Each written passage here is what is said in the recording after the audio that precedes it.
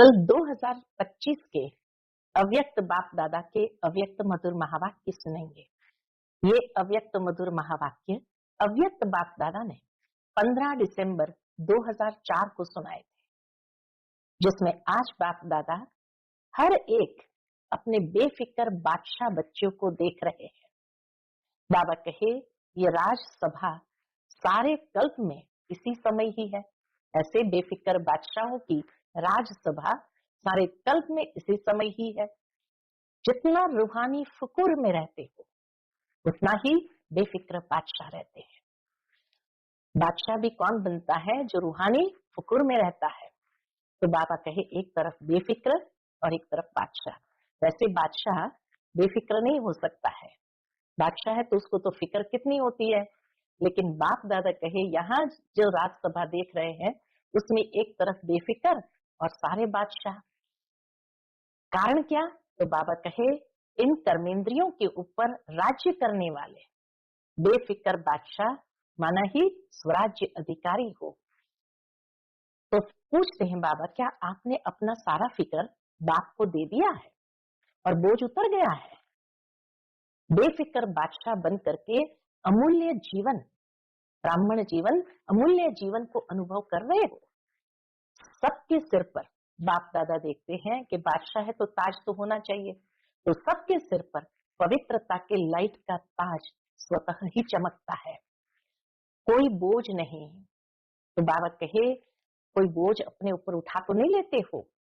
बोझ का टोकरा आ जाता है, क्या अच्छा लगता है, ताज या टोकरा? बाबा कहे सभी कर्मेंद्रिय के ऊपर राज्य करने वाले बादशाह हो, पवित्रता के लाइट के ताजदारी बनते हो, इसीलिए आपके जड़ चित्रों पर भी डबल ताज दिखाया हुआ है। तो बाबा कहे इस संसार में आज तक सारे कल्प में बेफिक्र बादशाह, स्वराज्य अधिकारी कोई नहीं बना है, क्योंकि पवित्रता की शक्ति माया जीत, कर्मेंद्रिय जीत बना देती है। इसीलिए कोई बोझ नहीं, कोई टोकरा नहीं। बेफिक्र बादशाह की निशानी क्या होगी? तो वह स्वयं भी संतुष्ट और औरों को भी संतुष्ट करने वाला। कभी कोई अप्राप्ति नहीं जो असंतुष्ट हो। बाबा कहे चेक करो, सदा सर्व प्राप्ति स्वरूप संतुष्ट है, क्योंकि गायन है ना। अप्राप्त नहीं कोई वस्तु, देवताओं के खजाने में नहीं, ब्राह्मणों के खजाने में। संतुष्टता ये जीवन का श्रेष्ठ श्रृंगार, श्रेष्ठ वैल्यू है। तो बाबा कहे ऐसे संतुष्ट आत्माएं हो ना। बाप दादा बेफिक्र बादशाहों को देख करके बहुत खुश होते हैं और क्या कहते हैं? वाह मेरे बेफिक्र बादशाह वाह। तो ऐसे वाह वाह हो ना। बेफिक्र बनने की विधि बताई है बाबा ने आज की मुरली में। क्या विधि बताई? बाबा कहे बहुत सहज, मुश्किल नहीं है। सिर्फ एक शब्द की मात्रा को थोड़ा परिवर्तन करो। कौन सा? मेरे को तेरे में परिवर्तन कर दो। बस यही सिंपल विधि है बेफिक्र बनने की। पहली विधि बताई सारा बोझ बाबा को दे दो। दूसरा, मेरे को तेरे में परिवर्तन कर दो, क्योंकि मेरा मेरा कहते हैं तो माया के दास बन जाते हैं, फिर उदास हो जाते हैं। तो बाबा के आप तो माया के दास नहीं हो, माया जीत हो। तो हर एक बच्चा बाबा का बेफिक्र बादशाह। अगर अभी भी कहा कोने में कोई फिक्र है तो फिर भी बाबा की ऑफर है, देखो कि दे दो, बाबा को दे दो। जब बाप कहते हैं बोझ मेरे को दे दो, आप लाइट हो जाओ, डबल लाइट।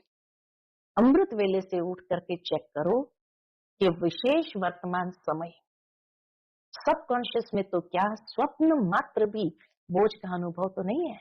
चेक करो, और चेक करने के साथ साथ फिर चेंज भी करना है।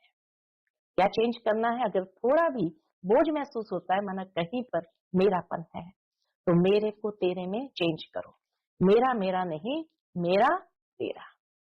तो बाबा बार बार सुना रहे हैं, क्या सुना रहे हैं? कि समय और स्वयं दोनों को देखो, दोनों की रफ्तार को देखो।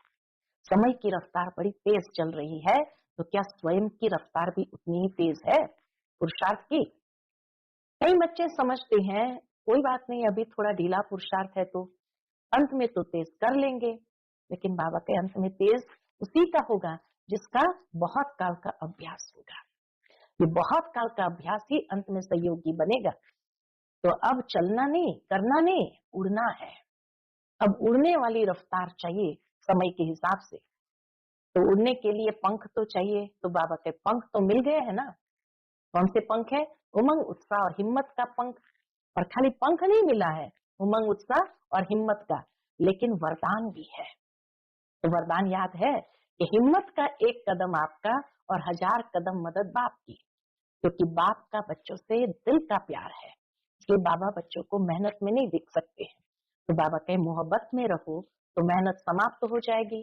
मेहनत करके थक गए थे, बाप ने अपनी मोहब्बत से भटकने के बजाय क्या कर दिया? 3 तख्त नशीन।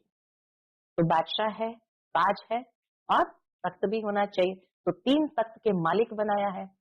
अकाल तख्त नशीन बने हो, भ्रुकुटी के अकाल तख्त निवासी हो, बाप दादा के दिल तख्त नशीन भी हो और भविष्य विश्व राज्य तख्त के नशीन भी हो।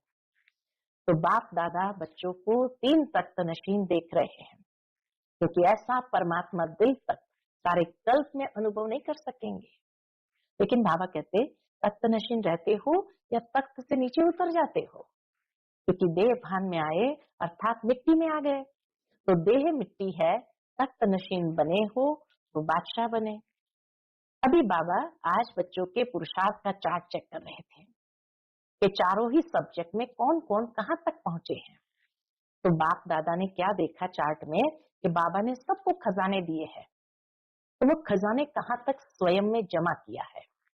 खजाने सबको एक जैसा, एक जितना ही दिया है, कोई को कम कोई को ज्यादा नहीं दिया है। और सबसे बड़ा खजाना है श्रेष्ठ संकल्प का खजाना।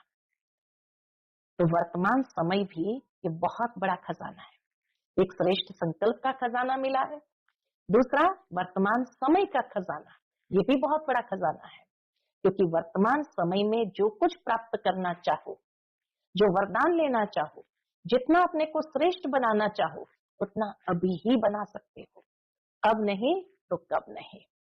तो बाबा कहे ये दोनों खजाने को गंवाना नहीं है, न श्रेष्ठ संकल्पों के खजाने को गंवाना है, न वर्तमान समय के खजाने को गंवाना है, क्योंकि दोनों को गंवाना माना प्राप्तियों को गंवाना। और कौन से खजाने हैं? ज्ञान का खजाना, गुणों का खजाना, शक्तियों का खजाना, और सबसे बड़ा है आत्मा और परमात्मा के दुआओं का खजाना। क्योंकि ये खजाना जिसके पास है, तो बाबा कहे बस सहज पुरुषार्थ, दुआएं दो और दुआएं लो, सुख दो और सुख लो, न दुख दो न दुख लो। दुआएं लेते जाओ, देते जाओ और संपन्न हो जाएंगे। बस संपन्न होने के लिए बस इतना सिंपल पुरुषार्थ है, दुआएं देते जाओ, दुआएं लेते जाओ और संपन्न हो जाएंगे। फिर बाबा कहे अगर मान लो कोई बद्दुआ दे तो क्या करेंगे? बद्दुआ लेना, स्वीकार करना माना अंदर स्वच्छता रही, क्योंकि बद्दुआ तो खराब चीज है। तो अगर बद्दुआ को स्वीकार किया तो स्वच्छ तो नहीं रहे, डिफेक्ट हो गए तो परफेक्ट नहीं बन सकते हैं। तो बद्दुआ अंदर धारण नहीं करो, नहीं तो डिफेक्ट हो जाएगी। अपने दिल में दृढ़ संकल्प करो आज से। क्या दृढ़ संकल्प करेंगे? अभी भी किसको बद्दुआ मन में हो तो निकाल दो, किसी की स्वीकार किया हुआ मन में हो तो निकाल दो, और कल से दुआएं देंगे, दुआएं लेंगे। बाबा कहे एक बद्दुआ के प्रभाव को 10 गुना दुआएं दे के हल्का कर देना। मानो किसी ने बद्दुआ दी, उसका प्रभाव मन के ऊपर है, तो क्या करो? 10 गुना दुआएं देकर उसको हल्का कर दो, फिर हिम्मत आ जाएगी। बाप दादा की अभी वर्तमान समय के हिसाब से सभी बच्चों के प्रति विशेष एक आशा है, और यही आशा है हर बच्चा दुआएं देते रहे, दुआओं का खजाना जितना जमा कर सको उतना करते जाओ। क्यों? कारण बताया बाबा ने बहुत सुंदर, क्योंकि इस समय जितनी दुआएं इकट्ठी करेंगे, जमा करेंगे, उतना ही जब आप पूज्य बनेंगे द्वापर में, तो आत्माओं को दुआएं दे सकेंगे, भक्तों को दुआएं दे सकेंगे। सिर्फ अभी दुआएं आपको नहीं देनी है, ये नहीं कि सिर्फ अभी देनी है फिर छुट्टी नहीं। बाबा कहे इतनी जमा कर लो जो द्वापर से लेकर भक्तों को भी दुआएं देनी है। तो दुआओं का स्टॉक जमा करना है। तो सुनते हैं आज के बाबा के अनमोल मधुर महावाक्य। आज की मुरली का शीर्षक है बाप दादा की विशेष आशा, हर एक बच्चा दुआएं दे और दुआएं ले। आज बाप दादा अपने चारों ओर के बेफिक्र बादशाहों की सभा को देख रहे हैं। बाबा के सभी बच्चे बेफिक्र बादशाह है, तो बाबा ऐसे बेफिक्र बादशाहों की सभा को देख रहे हैं। यह राज सभा सारे कल्प में इस समय ही है। बाबा कहे ये राजसभा सारे कल्प में इस समय ही है। रूहानी फकूर में रहते हो, इसीलिए बेफिक्र बादशाह हो। बेफिक्र बादशाह भी क्यों है? तो बाबा कहे रूहानी फकूर में रहते हो, इसलिए बेफिक्र बादशाह हो। सवेरे उठते हैं तो भी बेफिक्र, चलते फिरते कर्म करते भी बेफिक्र, और सोते हो तो भी बेफिक्र नींद में सोते हो। ऐसे अनुभव करते हो ना? पूछते बाबा, ऐसे हरेक अपने आप को अनुभव करते हैं ना? बेफिक्र है, बने हैं व बन रहे हैं। बेफिक्र बने हैं व बन रहे हैं, बन गए हैं ना? बेफिक्र और बादशाह हो। बाबा के एक तो बेफिक्र भी है और बादशाह हो। नहीं तो वैसे बादशाहों को बहुत फिक्र रहता है, लेकिन ये बादशाह ऐसे हैं जो बेफिक्र है। स्वराज्य अधिकारी, इन कर्मेंद्रिय के ऊपर राज्य करने वाले बेफिक्र बादशाह हो, अर्थात स्वराज्य अधिकारी हो। तो ऐसी सभा आप बच्चों की ही है। कोई फिक्र है? फिर बाबा पूछते हैं, कोई फिक्र है? है कोई फिक्र? क्योंकि आपने सारे फिक्र बाप को दे दिए हैं, तो कहां से फिक्र होगा? जैसे घर में कोई बड़े बुजुर्ग होते हैं तो बच्चे बेफिक्र हो जाते हैं। कारोबार अगर चलाते भी है, आकर के सारा पोता मिल दे देते हैं नफा नुकसान का, और फिर बेफिक्र हो जाते हैं। ऐसे बाबा कहे आपने भी सारे फिक्र बाप को दे दिए हैं, तो बोझ उतर गया ना। फिक्र खत्म और बेफिक्र बादशाह बन अमूल्य जीवन अनुभव कर रहे हैं। संगम युग के अमूल्य जीवन अनुभव कर रहे हो। सबके सिर पर पवित्रता के लाइट का ताज स्वतः ही चमकता है। बेफिक्र के ऊपर लाइट का ताज है। जो बेफिक्र है उस पर बाबा कहे पवित्रता का लाइट का ताज है। अगर कोई फिक्र करते हो, कोई बोझ अपने ऊपर उठा लेते हो, तो मालूम है सिर पर क्या आ जाता है? पवित्रता के लाइट के ताज के बदले क्या आ जाता है? बाबा कहे बोझ के टोकरे आ जाते हैं।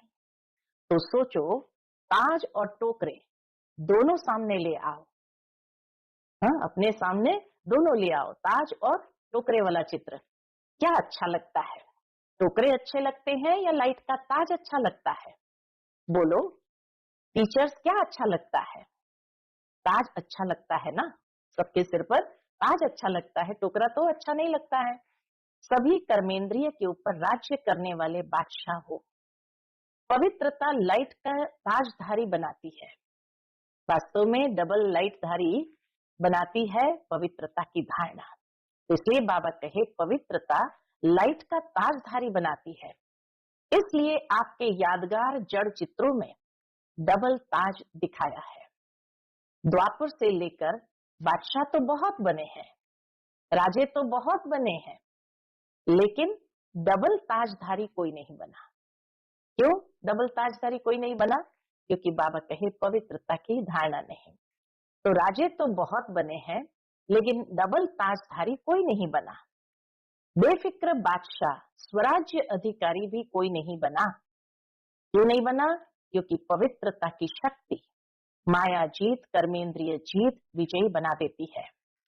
बेफिक्र बादशाह की निशानी है। क्या निशानी होंगी बेफिक्र बादशाहों की? तो बाबा कहे बेफिक्र बादशाहों की निशानी है सदा स्वयं भी संतुष्ट और औरों को भी संतुष्ट करने वाले। कभी भी कोई अप्राप्ति है ही नहीं जो असंतुष्ट हो। बेफिक्र बादशाह की निशानी है सदा संतुष्ट। बाबा कहे खुद भी संतुष्ट, औरों को भी संतुष्ट करने वाले। और कभी कोई अप्राप्ति है ही नहीं जो असंतुष्ट हो। जहां अप्राप्ति है वहां असंतुष्टता है, जहां प्राप्ति है वहां संतुष्टता है। ऐसे बने हो, पूछते बाबा, ऐसे बने हो, चेक करो, सदा सर्व प्राप्ति स्वरूप, संतुष्ट है, गायन भी है, अप्राप्त नहीं कोई वस्तु, देवताओं के नहीं लेकिन ब्राह्मणों के खजाने। गायन है, अप्राप्त नहीं कोई वस्तु, लेकिन देवताओं के खजाने की बात नहीं है, बाबा कहे ब्राह्मणों के खजाने में। संतुष्टता जीवन का श्रेष्ठ श्रृंगार है, श्रेष्ठ वैल्यू है। तो संतुष्ट आत्माएं हो ना, बेफिक्र बादशाह है तो संतुष्ट आत्माएं हो ना। बाप दादा ऐसे बेफिक्र बादशाह बच्चों को देख खुश होते हैं। वाह मेरे बेफिक्र बादशाह वाह। बाबा भी ऐसे बच्चों की पीठ थपथपाते हुए कहते हैं, वाह मेरे बेफिक्र बादशाह वाह। वाह वाह हो ना। हाथ उठाओ जो बेफिक्र है। बेफिक्र, फिक्र नहीं आता, कभी तो आता है। बाबा पूछते कभी तो आता है, नहीं, अच्छा है। बेफिक्र बनने की विधि, बाबा विधि बताते हैं। बेफिक्र बनना है, बड़ी सरल विधि बाबा ने बताई है। बेफिक्र बनने की विधि बहुत सहज, मुश्किल नहीं है। सिर्फ एक शब्द की मात्रा का थोड़ा सा अंतर है, बस एक शब्द की मात्रा। कौन सा वो शब्द है? वह शब्द है मेरे को तेरे में परिवर्तन करो। बस मेरे को तेरे में परिवर्तन करने से बेफिक्र बन जाते हैं। मेरा नहीं तेरा। तो हिंदी भाषा में मेरा भी लिखो और तेरा भी लिखो, तो क्या फर्क होता है? मैं और ते, बस एक ही शब्द की मात्रा का फर्क है। बाबा कहे क्या फर्क है मैं और ते का? लेकिन फर्क इतना हो जाता है, इस एक शब्द के फर्क का जीवन में इतना बड़ा फर्क हो जाता है। तो आप सब मेरे मेरे वाले हो या तेरे तेरे वाले हो? मेरे को तेरे में परिवर्तन कर लिया, पूछते बाबा। मेरे को तेरे में परिवर्तन कर लिया, नहीं किया हो तो कर लो। मेरा मेरा अर्थात, क्यों बाबा कहे परिवर्तन कर लो? क्योंकि बाबा कहे मेरा मेरा अर्थात दास बनने वाले, उदास बनने वाले। जो दास बनेगा वो उदास रहेगा। तो मेरा मेरा करने वाले, दास बनने वाले, उदास बनने वाले, माया के दास बन जाते हैं ना, तो उदास तो होंगे ना। उदासी अर्थात माया के दासी बनने वाले। तो आप माया जीत हो, माया के दास नहीं। तो उदासी आती है, चेकिंग करने का आधार उदासी आती है। कभी कभी टेस्ट कर लेते हो, क्योंकि 63 जन्म उदास रहने का अभ्यास है, तो कभी कभी वो इमर्ज हो जाती है। इसलिए बाप दादा ने क्या कहा, हर एक बच्चा बेफिक्र बादशाह है। अगर अभी भी कहां कोने में कोई फिक्र रख दिया हो तो दे दो। अपने पास बोझ क्यों रखते हो? बोझ रखने की आदत पड़ गई है, पूछते बाबा। क्या बोझ रखने की आदत पड़ गई है? जब बाप कहते हैं बोझ मेरे को दे दो, आप लाइट हो जाओ, डबल लाइट। डबल लाइट अच्छा या बोझ अच्छा? पूछते बाबा। डबल लाइट अच्छा या बोझ अच्छा? तो अच्छी तरह से चेक करना। अमृत वेले जब उठो तो चेक करना। क्या चेक करना है? कि विशेष वर्तमान समय सबकॉन्शियस में भी कोई बोझ तो नहीं है। सबकॉन्शियस लेवल पर भी कोई बोझ तो नहीं है। सबकॉन्शियस तो क्या, स्वप्न मात्र भी बोझ का अनुभव नहीं हो। पसंद तो डबल लाइट है ना। अरे क्या पसंद करते?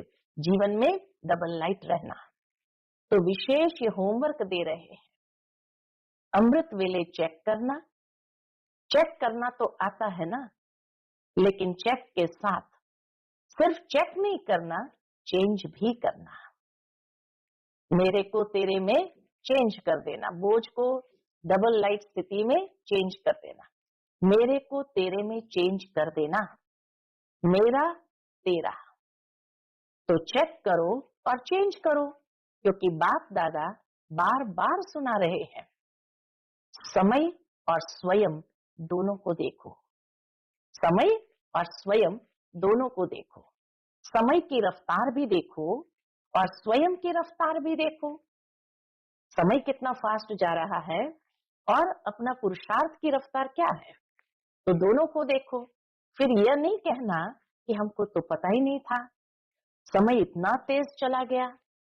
कई बच्चे समझते हैं कि अभी थोड़ा ढीला पुरुषार्थ अगर है, बाबा कहे कई बच्चे क्या समझते हैं, अभी थोड़ा ढीला पुरुषार्थ अगर है भी तो अंत में तेज कर लेंगे। लेकिन बहुत काल का अभ्यास अंत में सहयोगी बनेगा। अभ्यास ही व्यक्ति के अंत में काम आता है।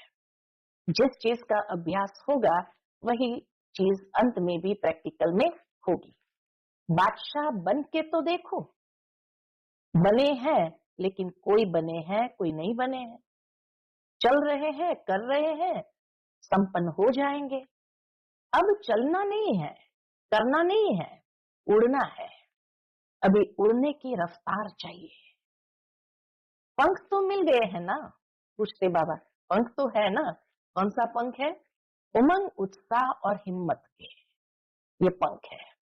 उमंग, उत्साह और हिम्मत के पंख सबको मिले हैं और बाप का वरदान भी है। क्या वरदान है? याद है वरदान? कि हिम्मत का एक कदम आपका और 1000 कदम मदद बाप की। तो जिसके पास ये पंख हो और वरदान हो, बस हिम्मत का एक कदम बढ़ाओ और बाबा 1000 कदम मदद करने के लिए तैयार है। क्योंकि बाप का बच्चों से दिल का प्यार है। क्यों 1000 कदम बाबा मदद करते हैं? क्योंकि बाबा का बच्चों से दिल का प्यार है। तो प्यार वाले बच्चों की बाप मेहनत नहीं देख सकते। मोहब्बत में रहो तो मेहनत समाप्त हो जाएगी। मेहनत अच्छी लगती है क्या? थक तो गए हैं, चलते चलते बाबा कहे थक तो गए हो। 63 जन्म भटकते भटकते मेहनत करते थक गए थे और बाप ने अपनी मोहब्बत से भटकने के बजाय 3 तख्त के मालिक बना दिया।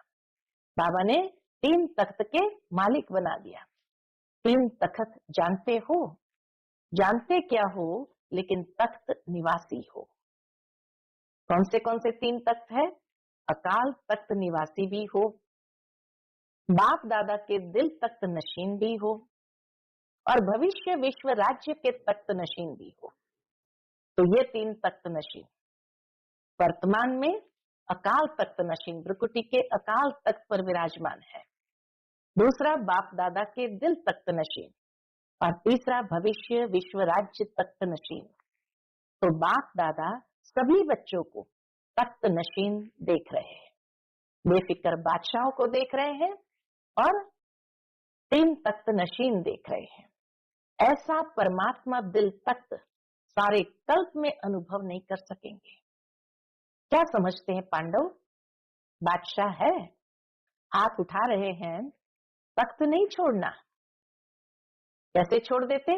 देह भान में आए अर्थात मिट्टी में आ गए। यह देह मिट्टी है।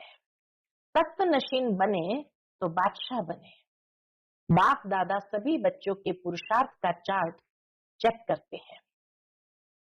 क्या चार्ट में देखा बाबा ने? 4 ही सब्जेक्ट में कौन कौन कहां तक पहुंचा है। तो बाप दादा ने हर एक बच्चे का चार्ट चेक किया कि बाप दादा ने जो भी खजाने दिए हैं वह सर्व खजाने कहां तक जमा किए हैं। तो जमा का खाता चेक किया। क्यों? बाबा कहे क्योंकि खजाने बाप ने सबको एक जैसा, एक जितना दिया है, कोई को कम कोई को ज्यादा नहीं दिया है। खजाने जमा होने की निशानी क्या? खजाने बहुत बाबा ने दिए, लेकिन खजाने जमा किया उसकी निशानी क्या? तो बाबा कहे खजाने का तो मालूम है ही। सबसे बड़ा खजाना है कौन सा? सबसे बड़ा खजाना है श्रेष्ठ संकल्प का खजाना। संकल्प भी खजाना है, तो वर्तमान समय भी बहुत बड़ा खजाना। संकल्पों का खजाना, समय का खजाना मिला है। क्योंकि वर्तमान समय में जो कुछ प्राप्त करने चाहे, जो वरदान लेने चाहे, जितना अपने को श्रेष्ठ बनाने चाहे उतना अभी बना सकते हो, अब नहीं तो कब नहीं। जैसे संकल्प के खजाने को व्यर्थ गंवाना अर्थात अपने प्राप्तियों को गंवाना, संकल्प के खजाने को गंवाना अर्थात उतने संकल्पों से जो प्राप्ति होने वाली थी वो प्राप्ति को भी गंवा दी। ऐसे ही समय के एक सेकंड को भी व्यर्थ गंवाना, सफल नहीं किया तो बहुत गंवाया। साथ में और कौन से खजाने बाबा ने दिए हैं? संकल्प का खजाना, समय का खजाना, बाबा के साथ में ज्ञान का खजाना, गुणों का खजाना, शक्तियों का खजाना और हर आत्मा और परमात्मा द्वारा दुआओं का खजाना। तो श्रेष्ठ संकल्पों का खजाना मिला है, वर्तमान समय का खजाना है, ज्ञान का खजाना, गुणों का खजाना, शक्तियों का खजाना और हर आत्मा और परमात्मा के द्वारा दुआओं का खजाना। सबसे सहज पुरुषार्थ में दुआएं दो और दुआएं लो, यही सबसे उत्तम और सहज पुरुषार्थ है। सुख दो और सुख लो, न दुख दो न दुख लो। ऐसे नहीं कि दुख दिया नहीं लेकिन ले लो तो भी दुखी तो होंगे ना, बाबा के दुखी तो होंगे ना। तो दुआएं दो, सुख दो और सुख लो। दुआएं देना आता है? पूछते बाबा, दुआएं देना आता है? आता है। लेना भी आता है? जिसको दुआएं लेना और देना आता है वो हाथ उठाओ। अच्छा, सभी को आता है। अच्छा, डबल फॉरेनर्स को भी आता है, मुबारक है। देने आता है, लेने आता है तो मुबारक है, सभी को मुबारक है। अगर लेना भी आता है और देने भी आता है फिर और क्या चाहिए? बाबा के चाहिए ही क्या? दुआएं लेते जाओ, दुआएं देते जाओ, संपन्न हो जाएंगे। एक दुआओं के खजाने को लेने और देने से संपन्न हो जाते हैं। तो इसीलिए बाबा कहे बस दुआएं लेते जाओ, देते जाओ और संपन्न होते जाओ। कोई बद दुआ देवे तो क्या करेंगे? कोई अगर बद दुआ देवे तो क्या करेंगे? लेंगे? बद दुआ आपको देते हैं तो आप क्या करेंगे? हम पूछते बाबा आप क्या करेंगे? लेंगे? अगर बद दुआ मानो ले लिया तो आपके अंदर स्वच्छता रही। बद दुआ तो किचड़ा है, अगर ले लिया तो आत्मा में स्वच्छता रही। बद दुआओं तो खराब चीज है ना, बद दुआ तो खराब चीज है ना। आपने ले ली, अपने अंदर स्वीकार कर ली तो आपका अंदर स्वच्छ तो नहीं रहा ना। अगर जरा भी डिफेक्ट रहा तो परफेक्ट नहीं बन सकते। अगर खराब चीज कोई देवे तो क्या आप ले लेंगे? कितना सुंदर बाबा एग्जाम्पल देकर बताते हैं। कोई बहुत सुंदर फल हो लेकिन आपको खराब हुआ दे देवे, फल तो बढ़िया है हा? लेकिन खराब हुआ दे देवे तो फल तो बढ़िया है, फिर ले लेंगे? नहीं लेंगे ना। ये कहेंगे अच्छा तो है, चलो दिया है तो ले लो। कभी भी कोई बद दुआ दे तो आप मन के अंदर धारण नहीं करो। समझ में आता है ये बद दुआ है, लेकिन बद दुआ अंदर धारण नहीं करो, नहीं तो डिफेक्ट हो जाएगा। बद दुआ को अगर धारण किया तो बाबा के डिफेक्ट हो जाएगा। तो अभी यह वर्ष, अभी थोड़े दिन पड़े हैं पुराने वर्ष में, लेकिन अपने दिल में दृढ़ संकल्प करो। 15 दिसंबर की मुरली थी तो बाबा के अभी थोड़े दिन पड़े हैं पुराने वर्ष में, लेकिन अपने दिल में दृढ़ संकल्प करो। अभी भी किसकी बद्दुआ मन में हो तो निकाल दो और कल से दुआ देंगे, दुआ लेंगे। मंजूर है? पसंद है? पसंद है या करना ही है? पसंद तो है, लेकिन जो समझते हैं कि करना ही है, कुछ भी हो जाए लेकिन करना ही है, वो हाथ उठाओ। करना ही है। जो स्नेही सहयोगी आज आए हैं वो हाथ उठाओ। उस समय कुछ स्नेही सहयोगी कॉल ऑफ टाइम प्रोग्राम में आए हैं, तो बाबा के जो स्नेही सहयोगी आए हैं वो हाथ उठाओ। तो जो स्नेही सहयोगी आए हैं, बाप दादा उन्हों को मुबारक दे रहे हैं, क्योंकि सहयोगी तो हो, स्नेही भी हो, लेकिन आज एक और कदम उठा के बाप के घर में व अपने घर में आए हो, तो अपने घर में आने की मुबारक हो। बाबा सभी को मुबारक दे रहे हैं इस बात की, अपने घर में आने की। अच्छा, जो स्नेही सहयोगी आए हैं वह भी समझते हैं कि दुआएं देंगे और दुआएं लेंगे। बाबा कहे जो भी स्नेही सहयोगी आए हैं क्या वह भी इस बात को समझते हुए स्वीकार करते हैं कि दुआएं देंगे और दुआएं लेंगे? समझते हो, हिम्मत रखते हो? जो स्नेही सहयोगी हिम्मत रखते हैं, मदद मिलेगी। लंबा हाथ उठाओ। अच्छा, फिर तो आप भी संपन्न हो जाएंगे, मुबारक हो। अच्छा, जो गॉडली स्टूडेंट रेगुलर है, चाहे ब्राह्मण जीवन में बाप दादा से मिलने पहली बार आए हैं, लेकिन अपने को ब्राह्मण समझते हैं, रेगुलर स्टूडेंट समझते हैं, वह अगर समझते हैं कि करना ही है, दुआएं देना लेना करना ही है, वह हाथ उठाओ। दुआ देंगे, दुआ लेंगे, करेंगे। टीचर्स उठा रही है, ये कैबिन वाले नहीं उठा रहे हैं। जो लाइट साउंड कैबिन वाले बैठे थे, बाबा कहे ये नहीं उठा रहे हैं, ये समझते हैं हम तो देते ही है, अभी करना ही है। कुछ भी हो जाए हिम्मत रखो, दृढ़ संकल्प रखो। अगर मानो कभी बद दुआ का प्रभाव पड़ भी जावे तो क्या करो, तो 10 गुना दुआएं ज्यादा दे करके उसको खत्म कर दो, उसके प्रभाव को खत्म कर दो। कोई बद दुआएं दे रहे हैं तो बाबा कहे 10 गुना दुआएं दे करके उस प्रभाव को मिटा दो। एक बद दुआ के प्रभाव को 10 गुना दुआएं दे के हल्का कर देना, फिर हिम्मत आ जाएगी। नुकसान तो अपने को होता है ना, दूसरा तो बद्दुआ दे के चला गया, लेकिन जिसने बद्दुआ संभाली, दुखी कौन होता है? देने वाला, जिसने संभालिया वो। लेने वाला या देने वाला? देने वाला भी होता है, लेकिन लेने वाला ज्यादा होता है। देने वाला तो अलबेला होता है, देने वाला अलबेला है, इसलिए दे देता है। आज बाप दादा अपने दिल की विशेष आशा सुना रहे हैं। बाबा की आश क्या है? बाप दादा की सभी बच्चों के प्रति, एक एक बच्चे के प्रति, चाहे देश चाहे विदेश में है, चाहे सहयोगी है, क्योंकि सहयोगियों को भी परिचय तो मिला है ना। तो जब परिचय मिला है तो परिचय से प्राप्ति तो करनी चाहिए ना। तो बाप दादा की यही आशा है। क्या आशा है?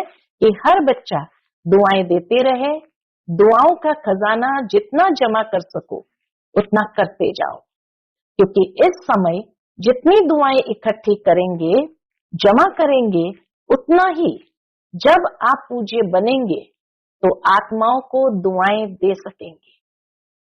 बहुत गहरी बात बाबा ने कही, जितनी दुआएं इकट्ठी करेंगे, जमा करेंगे, उतना ही जब आप पूज्य बनेंगे द्वापर युग में तो आत्माओं को दुआएं दे सकेंगे, वो मूर्ति दुआएं दे सकेगी। सिर्फ अभी दुआएं आपको नहीं देनी है, सिर्फ अभी नहीं देनी है, द्वापर से लेकर भक्तों को भी दुआएं देनी है।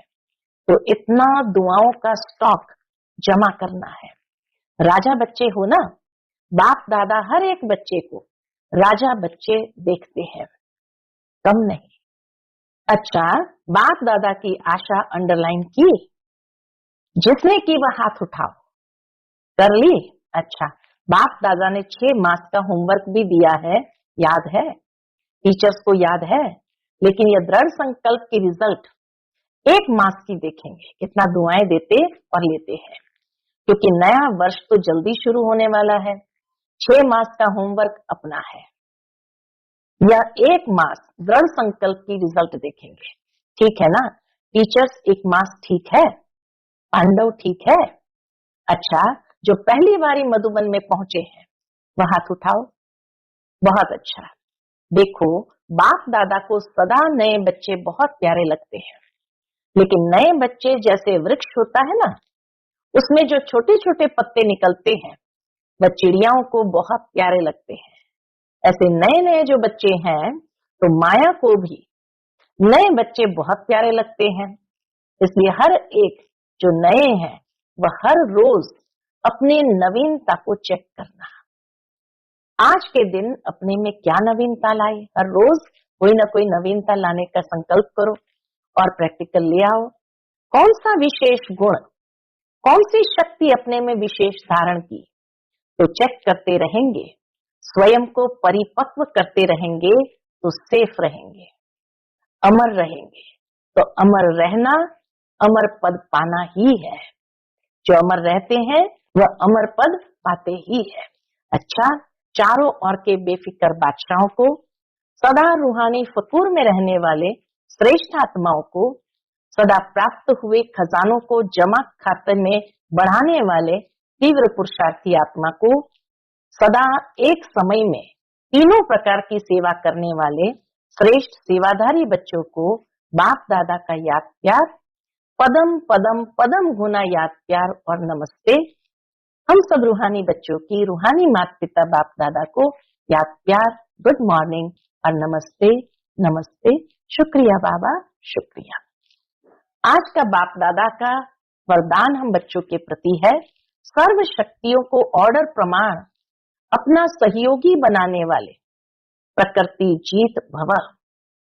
सर्व शक्तियों को ऑर्डर प्रमाण अपना सहयोगी बनाने वाले प्रकृति जीत भव। सबसे बड़े से बड़ी दासी प्रकृति है। जो बच्चे प्रकृति जीत बनने का वरदान प्राप्त कर लेते हैं, उनके ऑर्डर प्रमाण सर्व शक्तियां और प्रकृति रूपी दासी कार्य करती है, अर्थात समय पर सहयोग देती है। लेकिन यदि प्रकृति जीत बनने के बजाय अलबेलेपन की नींद में व अल्पकाल की प्राप्ति के नशे में व व्यर्थ संकल्पों के नाच में मस्त होकर अपना समय गंवाते हो, तो शक्तियां ऑर्डर पर कार्य नहीं कर सकती। इसलिए चेक करो कि पहले मुख्य संकल्प शक्ति, निर्णय शक्ति और संस्कार की शक्ति तीनों ही ऑर्डर में है। आज का स्लोगन है, बाप दादा के गुण गाते रहो तो स्वयं भी गुण मूर्त बन जाएंगे। बाप दादा के गुण गाते रहो तो स्वयं भी गुण मूर्त बन जाएंगे। आज का व्यक्त इशारा है, कंबाइंड रूप की स्मृति से सदा विजयी बनो। कंबाइंड सेवा के बिना सफलता असंभव है। ऐसा नहीं कि जाओ सेवा करने और लौटो तो कहो माया आ गई, मूड ऑफ हो गया, डिस्टर्ब हो गए। इसलिए अंडरलाइन करो, सेवा में सफलता या सेवा में वृद्धि का साधन है स्व की सेवा और सर्व की कंबाइंड सेवा। अच्छा, ओम शांति।